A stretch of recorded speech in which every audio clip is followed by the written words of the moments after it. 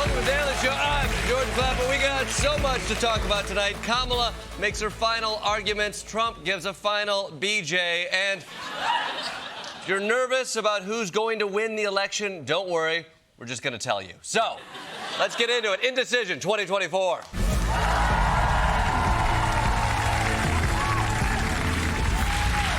Guys, tomorrow is the big day at long last, Tilda Swinton's birthday. She's turning ageless, so congrats to her. Tomorrow is also Election Day. And look, I'm not in the prediction business, but I still think Joe Biden can pull this off. But meanwhile, Donald Trump and Kamala Harris have both been making their closing arguments. For Kamala, it's a message of unity, hope, and check out who my friends are.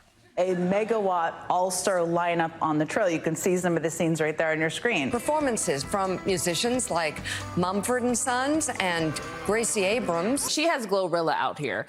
She has Cardi B, who wasn't even going to vote 4 months ago. Making a surprise appearance on Saturday Night Live, playing the mirror image of actress Maya Rudolph's version of her. She is leaning on some big names like Katy Perry, Oprah, Lady Gaga, Ricky Martin, The Roots, and others to help get her across the finish line. Lady Gaga, Katy Perry, Ricky Martin. If you stole their album on LimeWire, they're probably endorsing Kamala Harris. She's coming for every last Soul Cycle vote.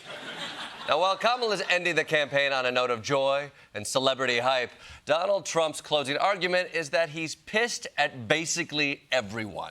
Do you want to see me knock the hell out of people backstage? You're going to get a bunch of crooks and horrible people. She's a dumb person. Guys like Adam Shifty Schiff, he'll probably be a senator. Can you believe it? Watermelon head. What an ugly guy, both inside and out. It's a very demonic party. And I have this piece of glass here. And to get me, somebody would have to shoot through the fake news. And I don't mind that so much, because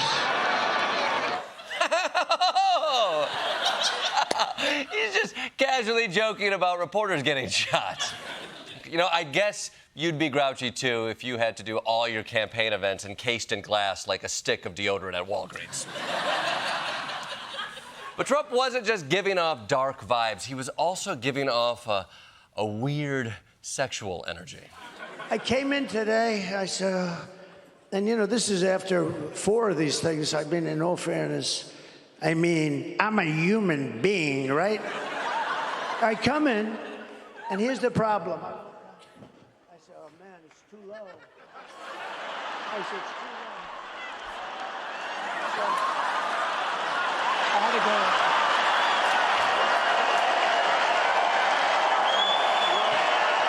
go. Way too low. Way too low.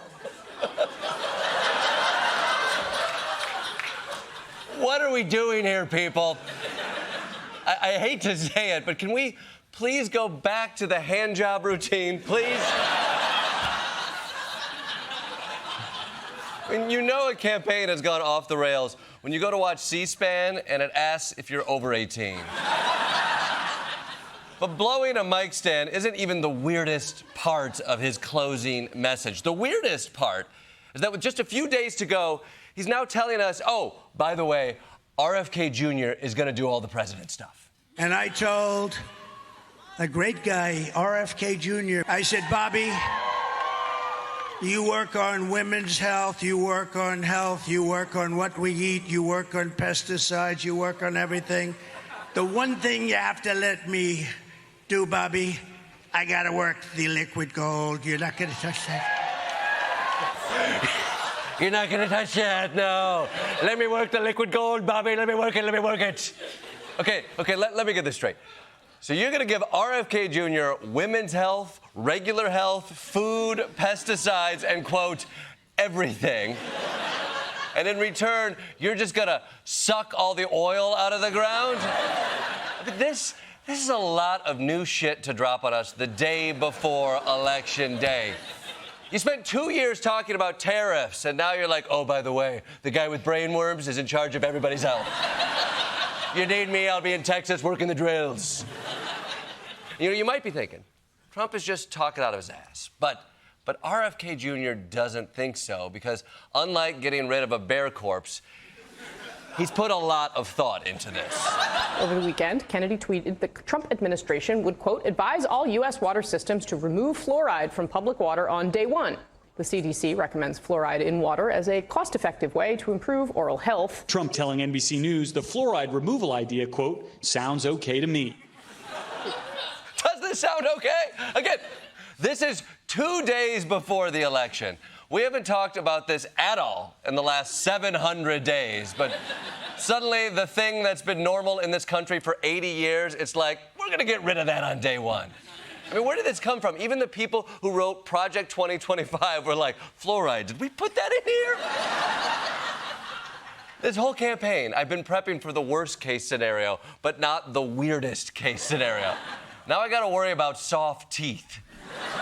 You know how many Trump rallies I've been to? Do you know how many? Do you know how many? Not once did I ever hear him say, people's teeth are too hard, we're gonna fix that. Never! Look! Trump campaign, this is your last chance to get your message out. Surely there is someone who's staying focused on the important issues and not getting distracted like some idiot dog when it sees a squirrel. Have you seen the videos of this squirrel?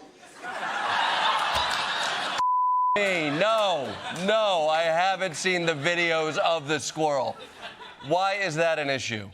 MAGA Republicans are up in arms after Peanut the Squirrel, a pet squirrel famous on social media, was seized by the New York Department of Environmental Conservation and later euthanized for biting an official. I know Don's fired up about Peanut the Squirrel. We were on the way down here from Cincinnati.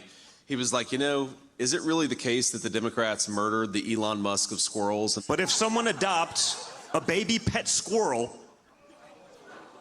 oh yeah, no, justice for Peanut. Okay. Again, everyone, we are mere hours before Election Day, and Republicans' final message is, we must avenge the death of Peanut the Squirrel. Don't get me wrong, I'm glad Republicans finally care about police brutality, but here we are with all of MAGA world mourning the death of Peanut the Squirrel. Well, not RFK Jr. He already has Peanut marinating in his fridge, but... So to sum up, we are an hour from Election Day. We have a presidential candidate descending even further into madness, a legion of his supporters ready to follow him into battle. The Capitol's all boarded up and ready for a final showdown. Our kids' teeth are about to fall out. The police are executing squirrels. And tomorrow is the climactic day when we discover whether Earth continues existing in its muddled mess or we all go screaming into hell. I guess what I'm saying is, don't forget to vote.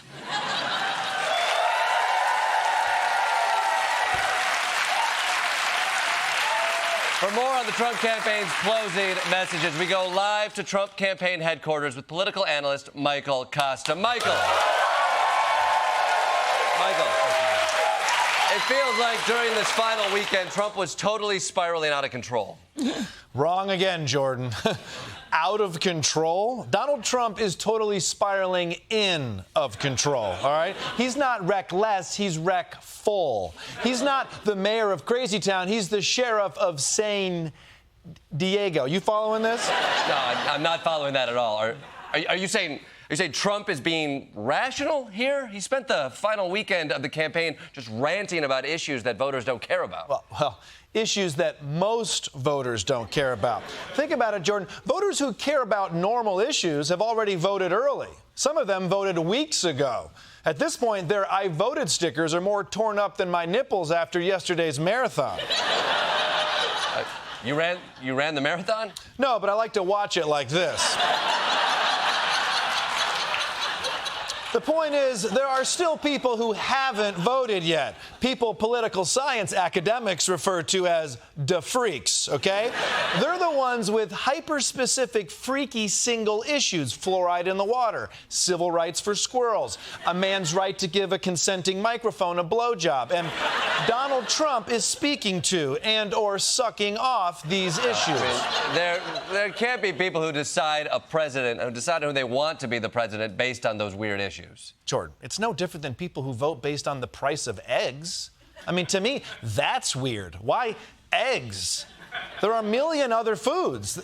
There's Jell-O, or I can't think of other foods, but you get what I'm saying. No, Michael, if this is such a good strategy, why isn't Kamala doing it? She is. She's at an event with Katy Perry as we speak. Why? To lock down the 2 or 3 freaks who like Katy Perry's new album. Jell-O. Did I say Jell-O? Yeah, you only said Jell-O. Good. My point is, the voters who wait until the very end, by definition, have the most leverage. So they can say whatever they want and get it from the candidates. That's why, Jordan, to make my vote be the most powerful, I'll be voting after the election. No, then your vote won't count. That's stupid. Oh, non-fat Jell-O. Jell-O pops. No. Strawberry Jell-O. See, these are all totally different foods. Now who's stupid? No, okay, very insightful. Michael Kosta, everyone.